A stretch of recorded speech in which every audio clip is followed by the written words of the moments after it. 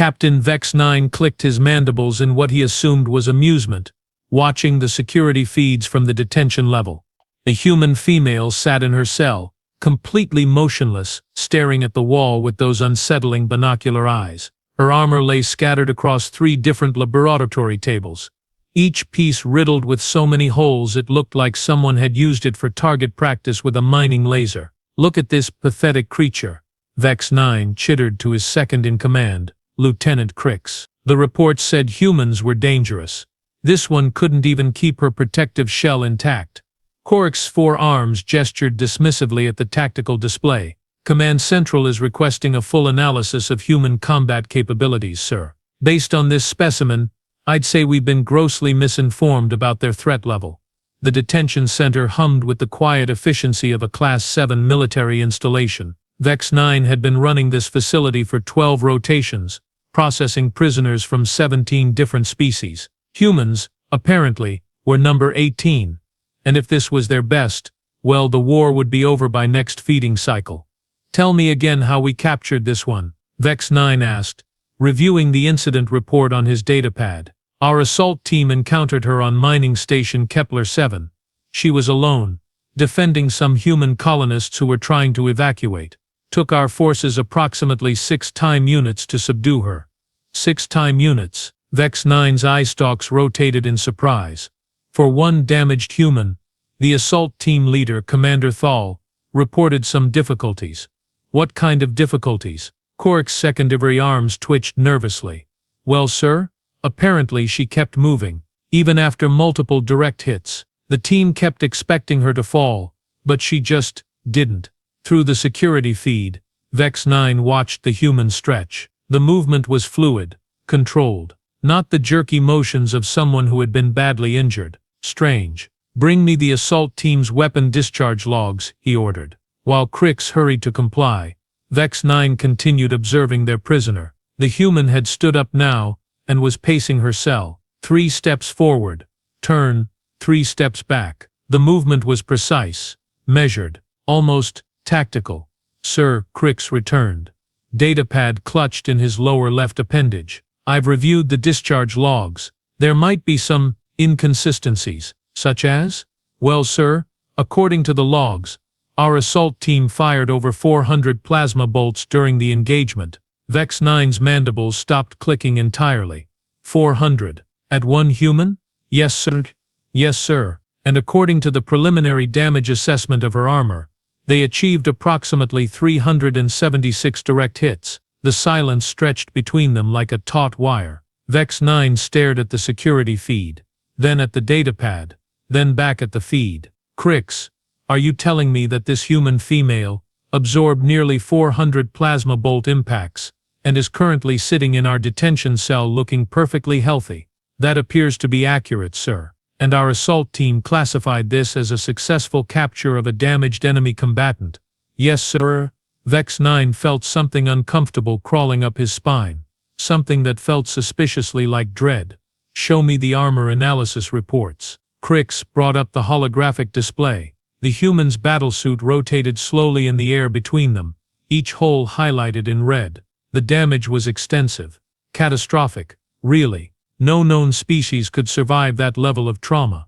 "Computer," Vex-Nine called out, "cross-reference this damage pattern with known human physiology data." "Processing." "Warning.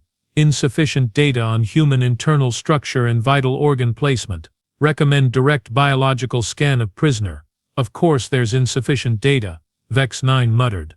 "When has the intelligence division ever provided adequate information?" He paused, considering. "Crix, when was the prisoner's last medical evaluation?" "Upon arrival, sir. Standard procedure." The medbay reported her as, well, as uninjured. Uninjured. After taking 400 plasma hits. The medical officer's notes indicate, quote, "Subject displays no signs of internal trauma, organ damage or combat stress. Vital signs are within normal parameters for human physiology." End quote. Vex-Nine's eye stalks began rotating independently, a sure sign of severe mental distress. "Crix, I want you to personally review our intelligence briefings on human combat capabilities." "Sir, I already did." The reports indicate that humans are a mid-level threat species, adequate physical strength, reasonable intelligence, but lacking in advanced technology and tactical sophistication, and their durability ratings, standard carbon-based life form, vulnerable to energy weapons, environmental hazards, and physical trauma. The security feed flickered as the human stopped pacing and looked directly into the camera. For just a moment, Vex-Nine could have sworn she smiled. "Sir," Crix said quietly, "perhaps we should contact Command Central for additional guidance on human prisoners." "Excellent idea. Draft a priority communication requesting, 'What in the seven hells is she doing?'" On the security feed, the human had moved to the center of her cell and was performing some kind of rhythmic physical exercise, dropping to the floor, pushing herself up, dropping down again. Her movements were fluid, powerful. Each repetition looked effortless. "Computer, analyze prisoner's current physical activity. Analysis complete. Subject is performing what human databases classify as push-ups. Current count, 147. No signs of fatigue detected. She's been doing that for how long?" 17 minutes, 32 seconds, sir." Vex-Nine watched in growing horror as the number continued climbing. 160, 170, 180. Not only was she not slowing down, she seemed to be enjoying herself. "Crix, I want a full tactical review of the Kepler-7 engagement. Interview every member of the assault team. I want to know exactly what happened out there." "Sir, I should mention that Commander Thiel submitted a supplementary report. He requested it be classified as confidential. Show me." The holographic display shifted to show a block of text. Vex-Nine read in silence, his mandibles growing more still with each line. "Confidential addendum Maya Assault. Team 7 Commander Thiel reporting subject human female. Displayed unexpected combat characteristics. Initial contact proceeded according to standard engagement protocols. Target was isolated. Outnumbered 12 to 1. Armed with primitive kinetic weapons. First anomaly. Target did not attempt to flee when confronted with superior firepower. Instead, she appeared to smile. Translation algorithms unable to process human facial expression accurately. Second anomaly. Direct plasma bolt impacts failed to incapacitate target. Repeated hits to center mass resulted in armor penetration, but target continued aggressive combat behavior. Third anomaly. Target's combat effectiveness increased as engagement continued. Early phases showed standard defensive tactics. Later phases showed increasingly aggressive and unpredictable assault patterns. Final anomaly. Target only surrendered after observing successful evacuation of human colonists. Surrender was voluntary. Repeat, voluntary surrender after mission objectives achieved. Tactical assessment. Recommend immediate review of human threat classification. This unit respectfully suggests that our intelligence data may be incomplete. Vex-Nine finished reading and looked up at Crix. "She let us capture her." "Sir?" "The human. She wasn't defeated. She completed her mission and then allowed herself to be taken prisoner." He paused, mandibles clicking rapidly. "The question is why?" On the security feed, the human had finished her exercises and was now examining the walls of her cell with obvious interest. She ran her fingers along the seams where the wall panels joined, tested the strength of the energy barrier covering the entrance, and spent several minutes studying the security camera itself. "Computer, has the prisoner attempted any escape behaviors?" "Negative. However, detailed scans indicate subject has conducted thorough reconnaissance of detention facility construction and security measures." "Reconnaissance." Vex-Nine repeated the words slowly. "She's gathering intelligence." "On what, sir?" "On us." The implications hit him like a cargo hauler at full thrust. The humans had sent someone to be captured. Someone tough enough to survive anything they threw at her, smart enough to gather information, and patient enough to wait for the right moment.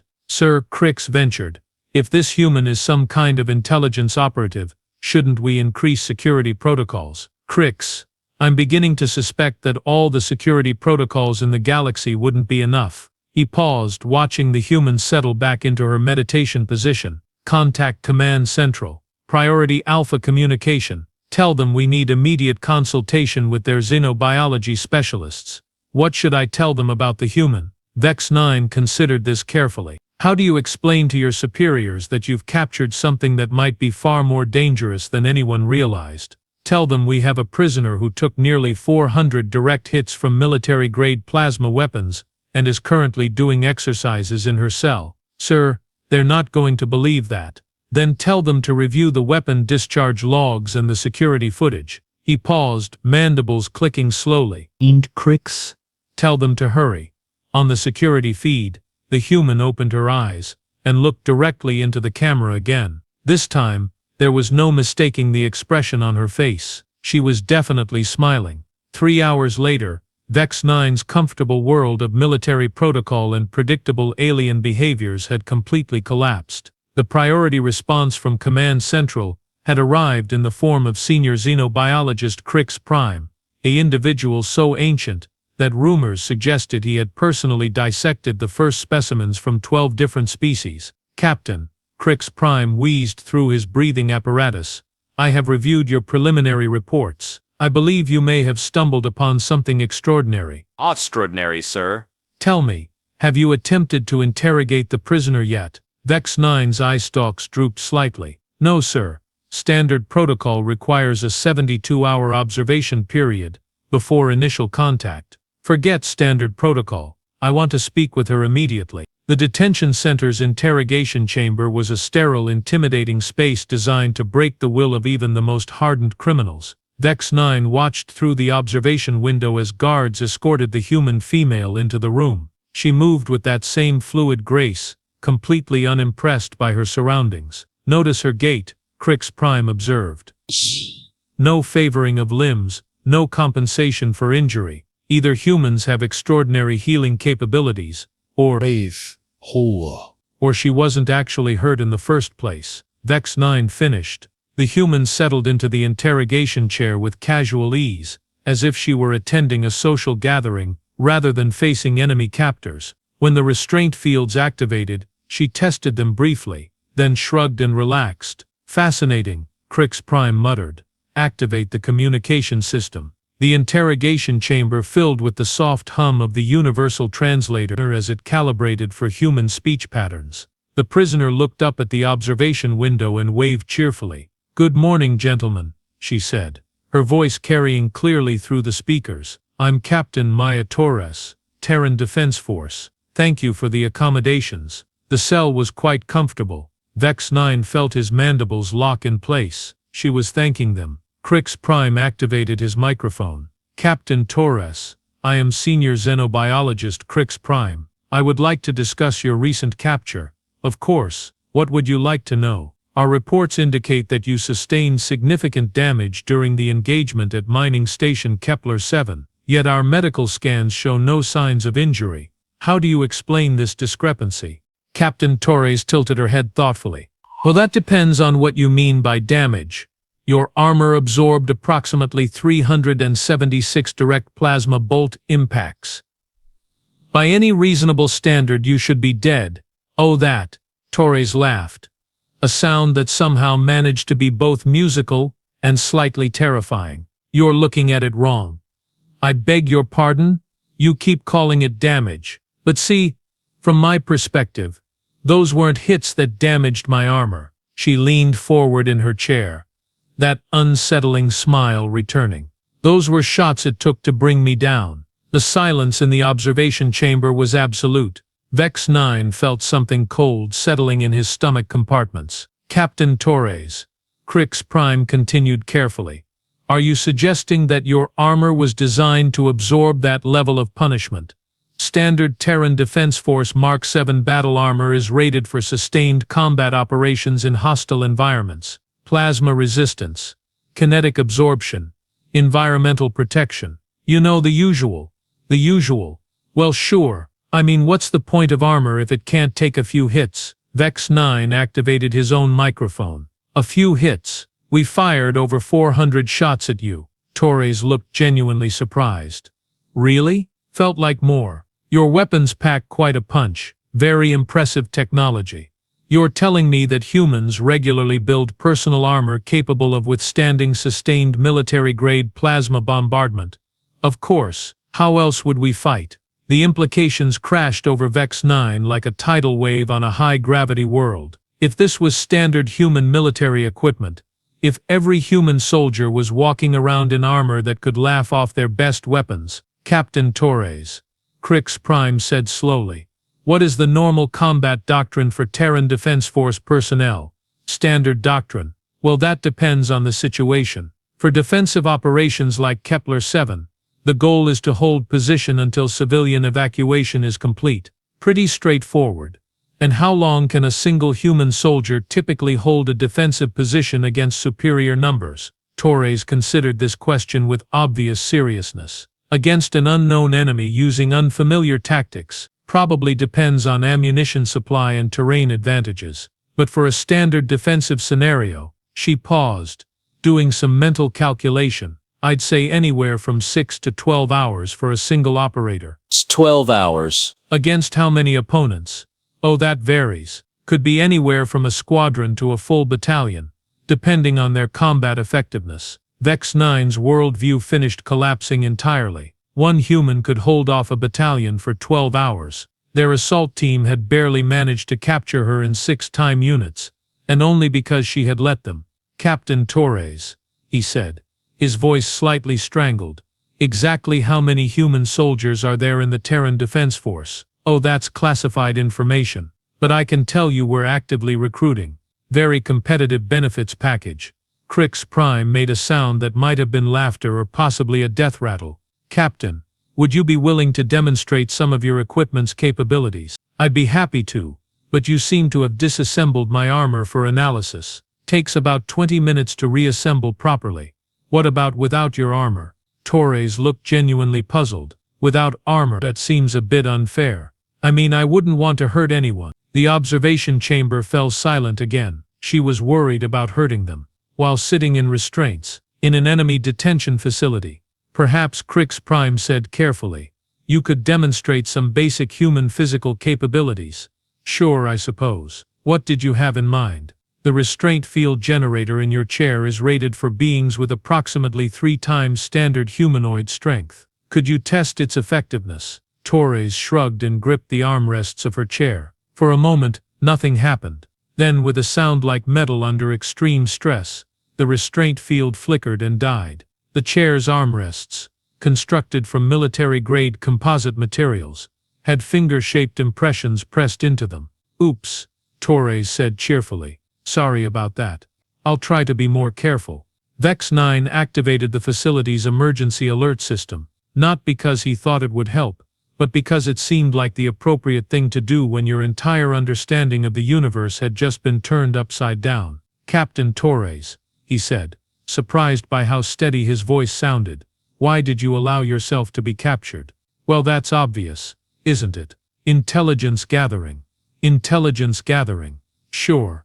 We needed to know more about your species, your technology, your military capabilities. Best way to learn about someone is to let them show you their standard operating procedures. She gestured around the interrogation chamber. This facility, for instance, very well designed. Efficient security systems, adequate containment measures for most species, solid construction. Your plasma weapons are quite effective against most armor types. Your assault tactics show good coordination and fire discipline. You've been evaluating us. Of course, that's my job. Crix Prime leaned closer to his microphone.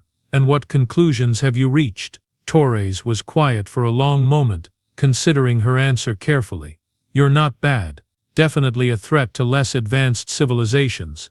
Your technology is solid. Your military organization is competent. But you make the same mistake a lot of species make when they encounter humans for the first time, which is. Torres stood up, the remains of the restraint system falling away like broken toys. You assume that because we look soft and fragile, we must be easy prey.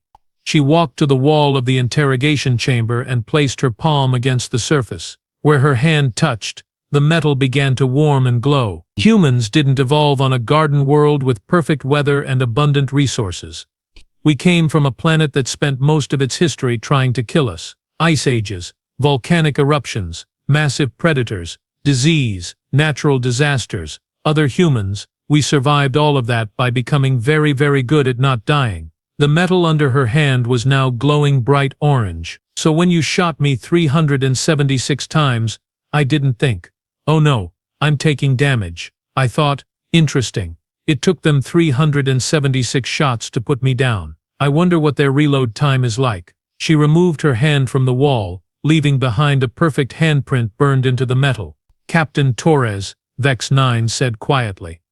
Are you telling us that humans are naturally this resilient? Oh no, I'm telling you that I'm just average. The silence that followed was the kind that typically precedes either enlightenment or complete mental breakdown. Well, gentlemen, Torres said pleasantly, this has been fun, but I should probably be getting back to my ship now. My crew gets worried when I'm away too long. Your ship? The TDF Indomitable. She's currently holding position about 6,000 kilometers off your starboard side. Lovely view of your facility, by the way. Alarms began blaring throughout the detention center as the facility's sensors finally detected the human vessel that had apparently been watching them the entire time. Torres walked to the door of the interrogation chamber, which opened automatically at her approach. Thank you for the educational experience. Oh, and Captain Vex-Nine, you might want to update your intelligence files on human combat capabilities. What should we change them to? He called after her. She paused in the doorway and looked back with that same unsettling smile. Dangerous. Very, very dangerous. As she walked away, Vex-Nine turned to Crix Prime. Sir, what do we do now? The ancient xenobiologist was staring at the burned handprint on the wall. Now, Captain, we write a very different kind of report. And then we pray to whatever deities we worship that the humans are more interested in peace than conquest. Through the facility's external cameras, they watched as a sleek human ship approached their docking bay. Captain Torres had been right about one thing. The view was quite lovely. It was also absolutely terrifying.